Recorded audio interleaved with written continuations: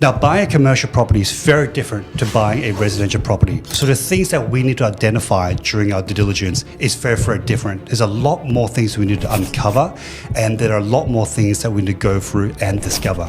Now, I'm going to run you the 5 components of a good commercial property due diligence so that you don't end up buying a property that you regret buying and end up losing out on a lot of money. So the first component is the legal review. So legal review typically involves a lawyer. First thing that we need to do is have a look at the contract and also any lease agreements that's in place. A good lawyer will be able to pick up things that need to be amended in a sales contract. But here are a few things that you need to look out for as well. So first of all, very important is you want to make sure that the name on the contract reflects the name that's been registered in the title.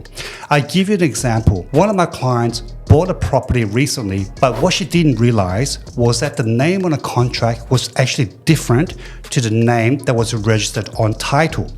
What had happened was the vendors bought the property in a business name, however, issued the contract in their personal name. So 2 days before settlement, the banks actually picked up on it and said, sorry guys, we can't give you the loan until you update the contract. So obviously that caused a lot of stress, but eventually that was sorted out. So it's very important that you check that the name on the title reflects the name on the contract. Other things that you need to look at during your legal due diligence is you want to check for easements, caveats, etc. You want to make sure that there's nothing attached to the title that's going to negatively impact your asset. You also want to check whether the property sits in a heritage zone, in a flood zone, or in an environmental or hazardous material zone. The reason for that is if your property sits on any of those zones, it may actually be affected by a number of these factors. It could affect the way that you have to design a building, so it's something that's good to know. You also want to make sure that the building that you're buying have the right certificates of occupation. So what you find with a lot of private investors is they do handshake agreements with the tenant. And this happens quite often. And sometimes the proper documentations weren't provided.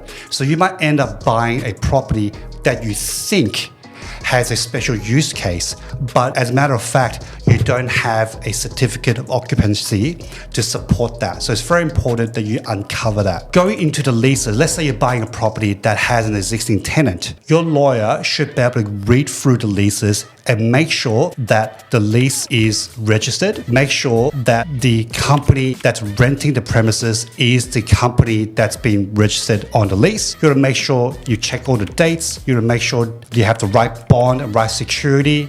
And you also wanna check the make good clause as well. Most standard lease agreements would have a standard make good clause, but it's very important that you check what that make good clause actually involves, because there are full make goods and there are partial make goods and there are no make goods. If you're buying into a property where you find yourself with a lease that doesn't have a very comprehensive make good clause, you could potentially be out of pocket when the tenant moves out to make good the premises. The other thing you also want to check is, are there any outstanding incentive payments that you need to pay the tenant? So you definitely want to check that, because when you buy the property, if there are any outstanding incentives that need to be paid to the tenant, you want to make sure that gets adjusted with the vendor before settlement. You also want to make sure that the correct rental reviews have been applied to the property. Last but not least, you want to make sure that all notices have been served properly and on time. So I give you an example. It's very common to have leases with options. You want to make sure that the tenant actually provided the right notice to renew their option. In so many cases that I've seen, tenants have stayed on and thought that they have provided notice to exercise their option. They haven't, which means you actually don't have a valid lease in place. And that's really important because it could affect the valuation or the value of your property if you have a legitimate tenant in place or not. So you gotta make sure you wanna check notices have been served properly and on time. Now, the second component is the tenancy review. If you can and you're allowed, it is good to always speak directly to the tenants before you go unconditional on the deal. We want to just have a quick chat to the tenants, understand whether they like the building, whether they want to stay, what are the general feelings about it, and have they picked up on anything that they felt rather uncomfortable about the building. So all these things are going to give you an idea of what you need to do as a new owner of the building to bring it up to scratch, to keep your tenants happy so that the tenants will continue paying you rent. The other thing that's really important is to make sure that you do a proper income and expenditure reconciliation. One of the most recent properties that we looked at, after completing the income and expenditure reconciliation, we realized that 3 out of the 5 tenants weren't actually paying the right rent. What that means is that potentially you would have lose out on thousands of dollars of rental. So as a result, we actually saved our client up to $25,000 of potential rental loss. So I give an example. Let's say there's a tenant, they were paying $10,000 in base rent, and after a couple of CPI increases, their new rent, according to the lease, should be $11,800. But because of some accounting error, they only end up paying $11,000. And this has been going on for a couple of years. Imagine that continues on. So you could be out of pocket $800 a year for the next 5 years, which would equate to $4,000. Now multiply that to a bigger property and multiply that across maybe 5 or 6 different tenants. You could potentially be out of pocket tens of thousands of dollars if you don't do your rental and expenditure reconciliation properly. The other thing that's important about doing a rental reconciliation is that you're checking the rental history payments or rental payment behaviors of the tenants. In the most recent property that we looked at, some of these tenants, they were consistently in arrears, consistently late in payment. That just goes to show that perhaps that tenant is struggling financially, and maybe we need to have a conversation with that tenant. So it's really important just to know what the rental history payments are of the property that you're about to buy. The third component, obviously, is the building inspection. It's really important to check the physical component of the building. Quite often, there are third-party providers that provide assets to the property to make it leasable. So for example, a cold storage unit comprises of refrigeration, cold storage facilities, etc. Quite often, the base building doesn't have enough cold storage facilities to be able to service the tenant.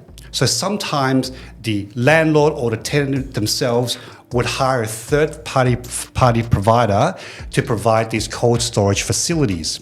So when you're buying a property, it's really important to figure out what assets belongs to who, so that you're not assuming that you're also buying something that doesn't belong to you. Other thing that's worth noting during the physical inspection is whether the building is built to code. Obviously, whether there's repairs and maintenance that needs to be done. You also want to identify any potential hazardous materials as well. Now, in some cases, depending on the asset, you may also want to conduct a contamination report to test the soil to see if there's any contamination that could affect the asset value or redevelopment potentials in the future. You also want to check for flood reports, and you also might want to order a survey. So what I mean by that is you want to make sure that you are buying the property at the right size that's been quoted. Now, the last property that we looked at, we were actually quoted 230 square meters, but after ordering the survey, we realized the property is actually 202 square meters.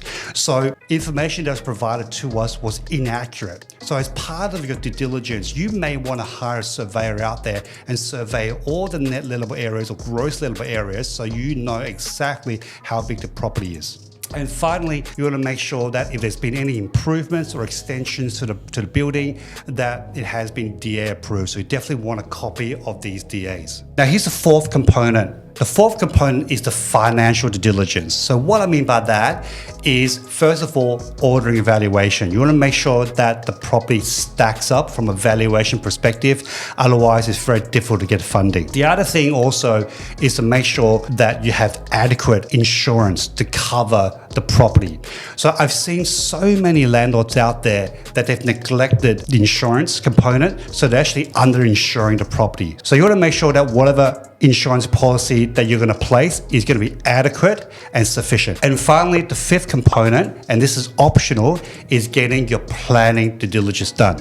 Now, if you have aspirations to develop the property in the future, you definitely want to speak to a town planner to make sure that there is potential for you to redevelop the site or to develop the site. And you may also want to speak with council as well, just to get their opinion on the property itself, whether or not they are likely to approve such a development or such an extension, so it pays to do your due diligence properly.